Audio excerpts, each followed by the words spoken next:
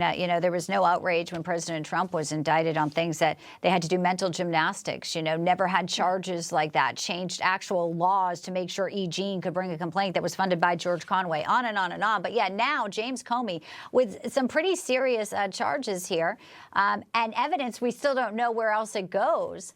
And there's this sort of, you know, narrative being spun that it's vindictive, that it's going after your opponents. I want to get to you first, Tony, and then I'll get to some of the more legal weeds with you, Christina. But it's pretty clear. No one's above the law. And unfortunately for James Comey, he's going to find that out firsthand. I mean, yeah, he's also going to find out rather quickly that maybe recording a video right after you're indicted is a really stupid move. I mean, my goodness, I certainly don't have the legal expertise of my co-panelists, but even I know here in the sticks of Indiana that you don't do that. My goodness. And then, of course, I did want to point this out because, you know, you do a little research pre-hit here. He was on Twitter in 2018 saying small lies matter, even about yearbooks, talking then about Supreme Court Justice Brett Kavanaugh. All of a sudden, those small lies don't seem to matter anymore. And pretending that Americans aren't going to remember this, that somehow this is all like we were all born 5 minutes ago about this particular indictment. I cannot wait for what comes out of discovery, and I cannot wait to see his crying face in court. Good riddance to bad rubbish. Thank you for all of that. But maybe you are that brazen to come out on social media. Maybe you are that brazen to put 86 47-inch shells on a beach. But here we are. Christina, legally, you know, obviously a lot more of where this may go.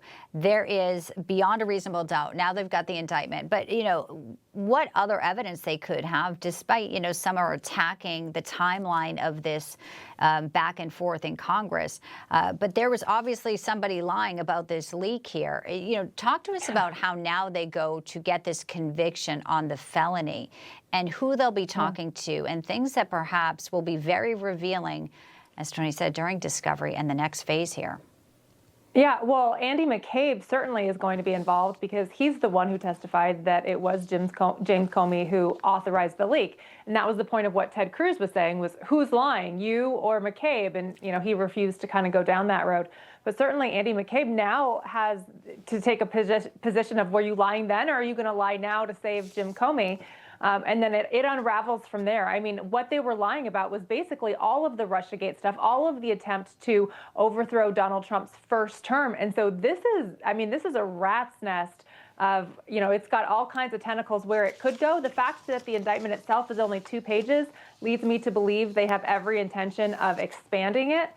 So I expect it to grow, not just in charges against Comey, but in bringing in other people as well. I think that probably could happen. So we are just getting started, and I cannot wait to see where it goes. Yeah. Let's talk about ICE for a second.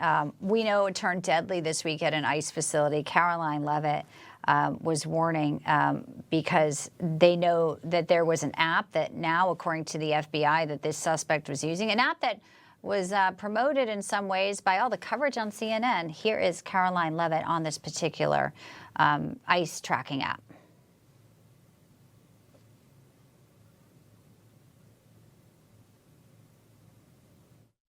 Certainly it's unacceptable that a major network would promote such an app that is encouraging violence against law enforcement officers who are trying to keep our country safe.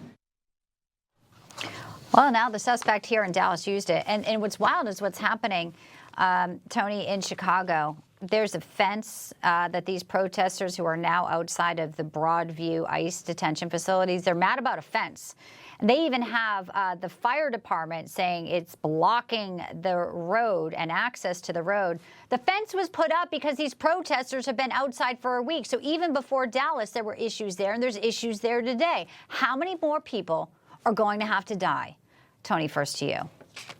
Well, I think that's really the key question. And as we learned in the latest terror attack in Texas, and it's disgusting, we have to say the latest anti-ICE, anti-Border Patrol, anti-law enforcement terror attack in any state, what we're seeing is that it is no guarantee that any of these terrorist attacks are going to result in just dead law enforcement, as we saw with the deaths of the detainees at the ICE facility in Dallas.